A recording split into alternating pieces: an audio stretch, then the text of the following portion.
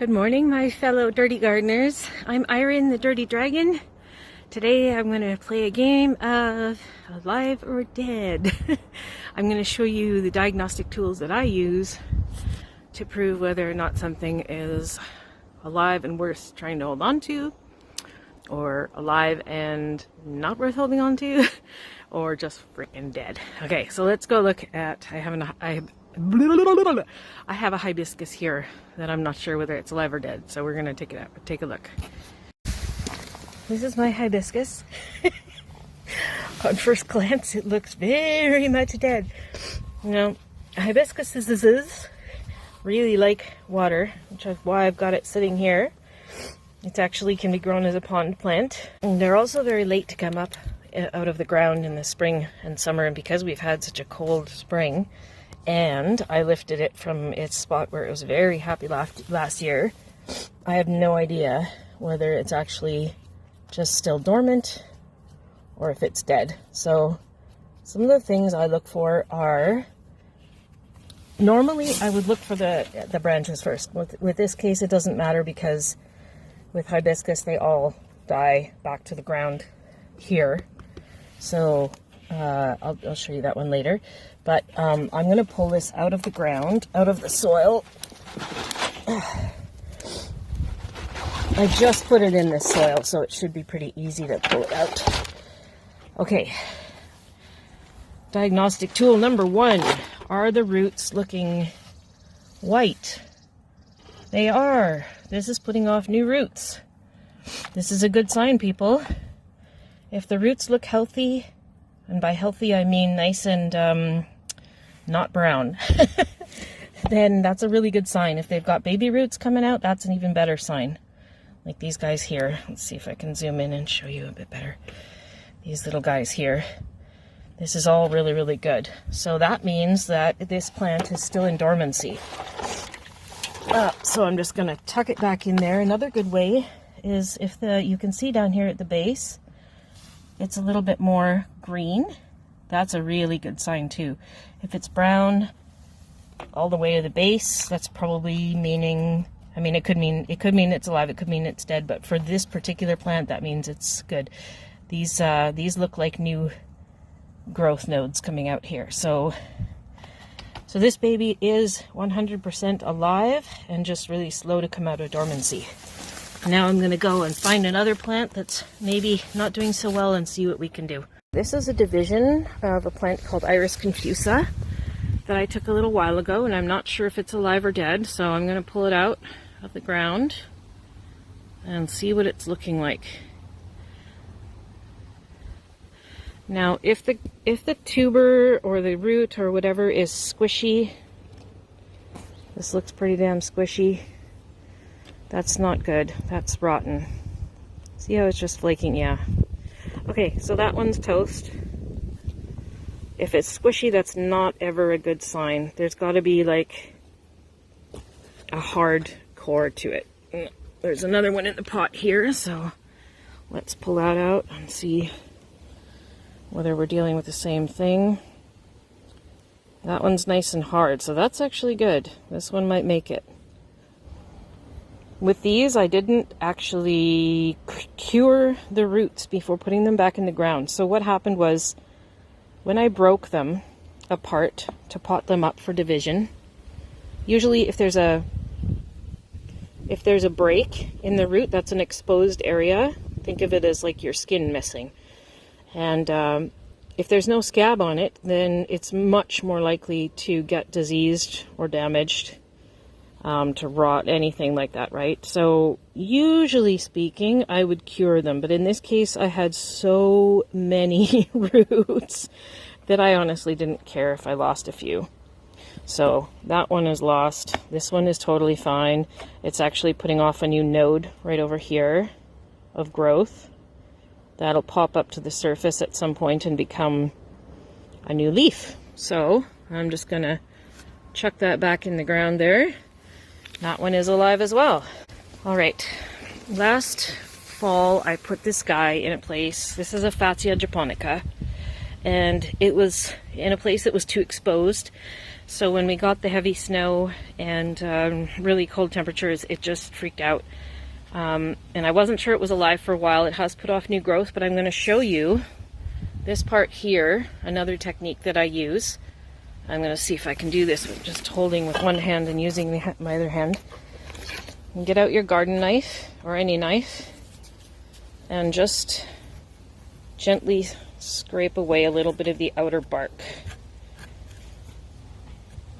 Okay, I have to put the camera down for a minute and show you guys. Okay, so I've scraped away a little bit of the bark of this part here. If you have a shrub, this is a good place to start before you start looking at the roots or anything else like that. Rub away a portion of the bark.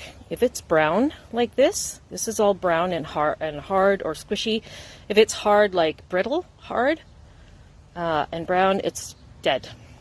So this plant is only alive down at the crown. So I'm gonna cut off all this dead bit here and encourage the plant to put more growth around the here, and this part here then will not have anything over it, which would look better anyway. So that's good. I'll show you one that looks alive so you can see the difference. Okay, I've just cut away a little bit of the bark of my butterfly bush here. It's green. That means it's wick. It's alive, healthy, happy, no problems. You may wonder about damaging the plant like this, and yes, it is pretty much like giving it a scrape, but if you're trying to figure out if it's alive or dead, then it's a good way before you start messing with the roots, which are more tender. A good rule of thumb that that works for me also is if the roots are brown, no matter what the plant is, it's probably dead. Anything. It doesn't matter what it is. But I'm going to look at something now that's kind of it's a fern. So it's a little bit of a different process. Fern called a hairy lip fern. I had it in a pot for a couple of years. It did really, really well. And this is all that I can see left here growing. So my diagnostic for this one, oh dear, and I just ripped that one off, or maybe it was torn off already, I don't know. This particular fern likes full sun, weirdly. And I had it in part shade, and I think the water or the soil got too compacted. But if you're not sure if a fern is alive, check really low on the crown. Like this actually looks really good right in here. You can see all these little curly bits here. These are all new fronds that are coming up. So despite the fact that this looks like hell right now, that is a really, really good sign. That means that at least part of the crown has survived. The roots, now just after I told you that roots should never be brown, well, these ferns have black roots.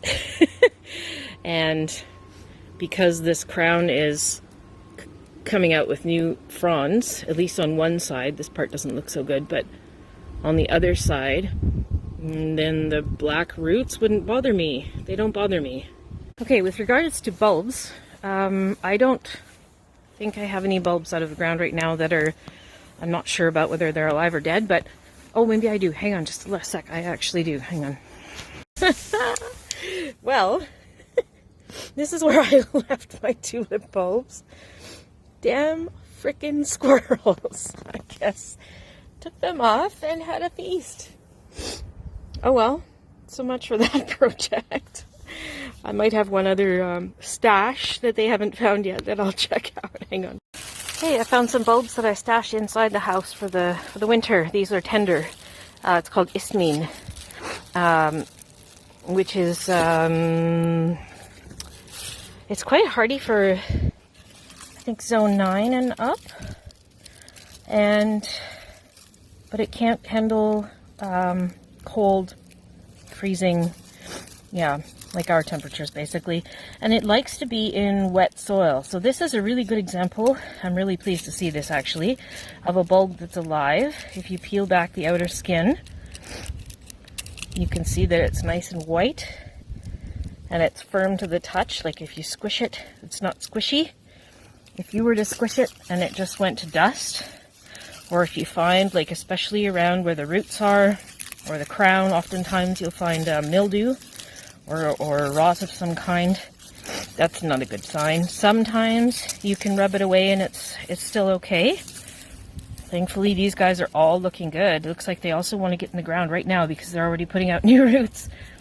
So I'm going to go and put them in my bog garden and hopefully have some flowers later this summer. And there's one more plant I'm going to show you out front that I don't know whether it's alive or dead, so we'll use my techniques to see if it's going to spring back for me. Right here I've got this Pulmonary Eye, and it has a few new leaves on the outside, but not so much on the inside, and I've never seen a Pulmonary Eye look so fucking ugly. I cut it all back. It just was splayed right out to like flat to the sides. It was almost like something had stepped on it, or I don't know. It just wasn't looking very good. So I'm gonna dig it out and see if the center is still alive, or if it's all of it that's still alive. If there's any of it other than these where these few little babies are coming out. And if it is still alive, I'm going to put it in timeout because I do not accept this bullshit in my garden. I do not. And it's in perfect condition, so it's just being a brat. And that's not okay. This whole beautiful area here is not going to be wasted on somebody having a snit fit. So I'm going to dig it out now. Alright, it's out of the ground and I've shaken it off a bit to get to the roots. These roots are all brown, but they're still thick, and they still have these lovely little roots coming out of them. However, there are quite a few in here that don't look great. So if that happens, if they look thick but kind of darker brown, like they might be dying, I will break one of them and see if it's white inside. If it's white inside, that's a good sign. If it's brown inside, that means it's dead. So this guy here, I don't know what happened to it. It just seemed to go downhill really, really fast. Maybe a cat slept on it. Maybe a fungus has got at it. There's enough really healthy roots in there that I think that I don't even need to divide it. What I'm going to do is I'm just going to pot it up in some good soil, put it in the shade, and I'll give it, you know, 4 months or so to start coming back. If it goes downhill from there, it goes in the garbage. But I very much doubt that we will do that because it looks like the roots are healthy. So it just might be having a moment of, you know, mental health issues or something and needs a break. So it's going to go over into rehab. Yay! So that's actually really encouraging that all of my signs with all of my plants that I tried today are healthy. I hope that's the case for you too. Let me know if you have any plants that you are not sure of that might be different from what I've looked at. And if I have them, I can show you possibly what you can do to check on them. Okay? Alright, so that was pretty positive. Quite a few alive plants, considering that I thought most of them were going to be crap. And I just... like I said, I don't tolerate the nonsense of not looking good in my garden. If something is suffering, I will take it out and I will address the suffering and think about where it's from and maybe why, you know, what the conditions are that I've done wrong. And I'll give it about a year, you know, fairly. If it's a really exciting plant, I'll give it more than that. If it's a shit plant that I can get up at Home Depot or whatever for $5, I won't even bother trying to rehabilitate it. But most of them I give at least a year to recover or remove them or whatever. But if they look like that shitty Pulmonary Eye, they don't stay in the garden because I don't waste my space on plants that are having a little shit fit. That's just no. So I'll put something else in there for the time being. And if this guy starts behaving again, he can go back there or somewhere else. So that is alive or dead and some techniques that I use to fix it and diagnose. Okay, ciao, ciao.